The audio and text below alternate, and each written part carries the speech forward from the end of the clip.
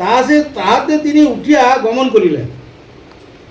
তিনি রাত্রে ঘুমিয়েছিল, শুনলো ঈশ্বরের আদেশ এলো তার কাছে, আত্মাতে দিল, আত্মা থেকে জানতে পারলো। কি জানতে পারলো? যে তাকে কোনো আজ্ঞা দিয়েছে, তাকে কোনো কার্য দিয়েছে ফিলিপকে। আর সে তখন গেল, ঘুম থেকে উঠে সোজা চললো, সেই ঘষার পথ ধরে চলতে লাগলো। তাহলে আমরা হলে কি বলি, তুই এখন ঘুম পাইছে, একটু বুঝলি, তাই যে বাদ করে দেখালো, যে একটা দেখালো, যে স্বপ্নটা দেখালো, ওটার দিকে ধ্যান দেয়নি। কিন্তু আমরা যখনই দেখবো তখনই সেই বিষয়টা বেশি যেন চিন্তা করি, আমাকে কেন দেখালো, আমি তো ঘুমিয়েছিলাম, আমাকে খারাপটাই বা কেন দেখালো, আর সুন্দরটাই বা কেন দেখালো, সেটাকে ভাবতে হবে। কারণ আত্মা তোমার মধ্যে পরমেশ্বর পিতার সঙ্গে আছেন তিনি।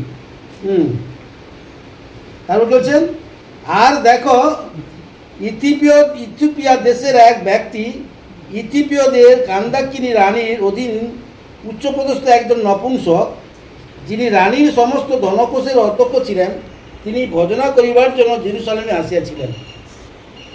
ইথিওপিয়া দেশের এক ব্যক্তি, ইথিওপিয়া দেশের রানীর অধ্যক্ষ, কোষাধ্যক্ষ ছিলেন। কোষাধ্যক্ষ মানে কি? ক্যাশিয়ার ছিল, তার রাজ্যের ক্যাশিয়ার ছিল। আর তিনি কি ব্যক্তি ছিলেন? নপুংসক। এবং তার সন্তান পদ্ধতি সংসার কিছুই নেই। পরমেশ্বর পিতা আগেকার দিনে নপুংসকে এই জন্যে সৃষ্টি করতেন, যাতে এই মহান মহান কাজে তাদেরকে ব্যবহার করা হয়। একটা রাজকোষের মধ্যে একটা নপুংসকে রাখা হলো, যেন রাজকোষের রানীরা যত মহিলা থাকে তারা যেন কী থাকে, সুরক্ষিত থাকে, সুন্দরভাবে থাকে। আর সেই থাকার জন্যই নপুংসকে রাখা হতো কার্যে। আর আজকাল দিনে কি হয়, অনেক নপুংস বেরিয়ে আছে, তারা সেরকম কার্য করেনি।